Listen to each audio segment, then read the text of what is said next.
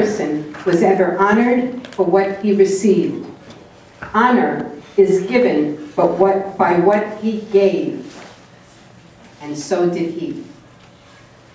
Atanas Kobryn, veteran of the Ukrainian National Army, veteran of the United States Army, commander of the American Legion, president of the Kiwanis, branch president of the Ukrainian National Association, national commander of the Ukrainian American Veterans, organizer of the Ukrainian American Veterans Post 40 in Northport, director of the School of Ukrainian Studies in New York, president of Friends of the Northport Library, executive committee member of the Community Health Center of Northport, member of Northport High School Advisory Council, member of Glen Allen's School Advisory Council, chairman of the Citizens Tax Oversight Committee, board member of the Northport 50th Anniversary Committee,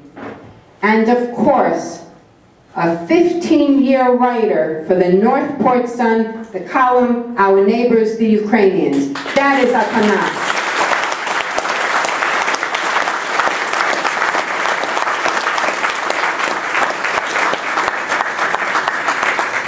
And you know what? These are just some of the positions that Atanas has held throughout the years. When you get a chance, if you'd like to come up, you could see all the distinguished awards he received. And then there's a whole loose leaf full of awards that aren't even up here. They're all in the loose leaf. You can flip through them. And that's what brings us here today. This is a selfless, generous, community-spirited individual who was also Northport Citizen of the Year in 2001, Atanas Kobryn.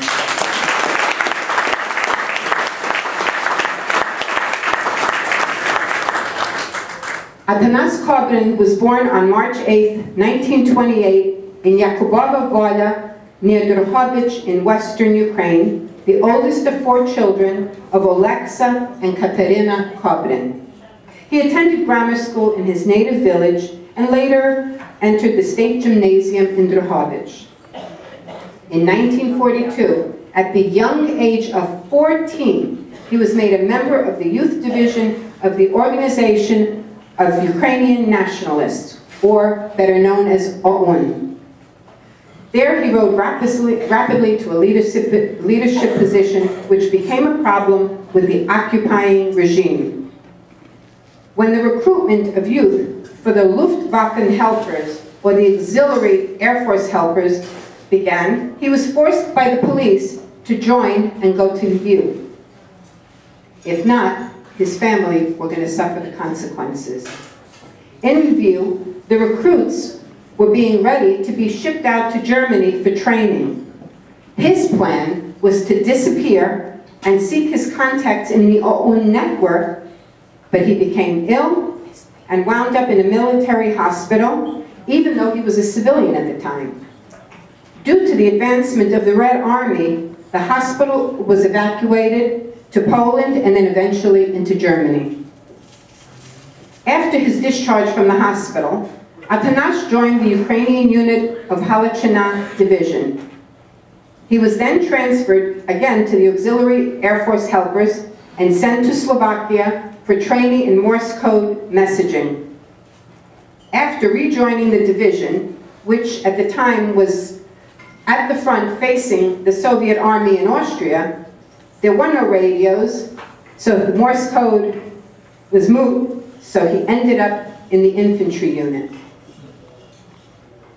After the war ended in '45, his unit surrendered to the British, and he wound up in Italy, where he was captured by Soviet ex-prisoners of war who were ready to return to the Soviet Union with him and other captured soldiers. He managed once again to escape.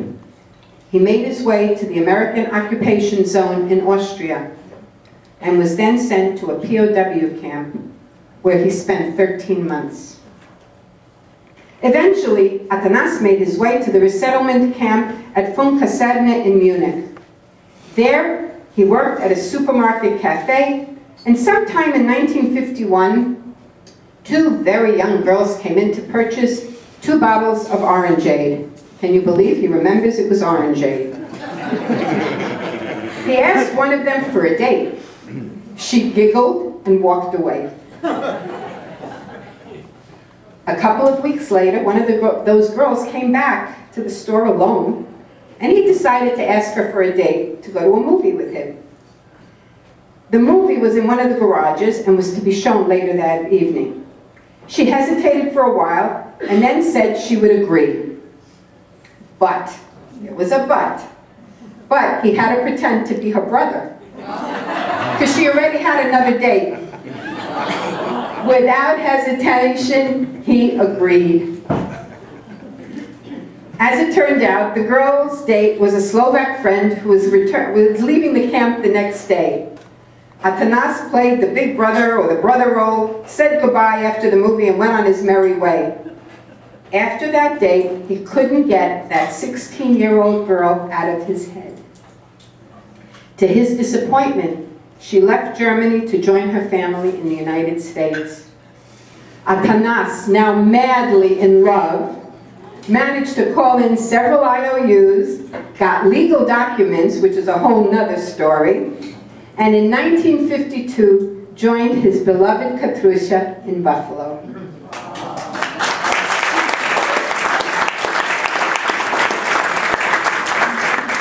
They were married in July of 52, and in October of the same year, just a few months later, he was drafted into the US Army. He didn't even speak English well at the time, but he was drafted. Atanas was ready to defend democracy during the hottest period of the Korean War. Fortunately, he managed to complete his service in the US at Fort Bragg and was a member of the US Military Intelligence Service. Atanas received his Bachelor of Science at the University of Buffalo and a Master's of Arts at Niagara University. He retired in 1993 from the New York State Office of Mental Retardation and Developmental Disabilities, where he was the Chief Administrative and Fiscal Officer.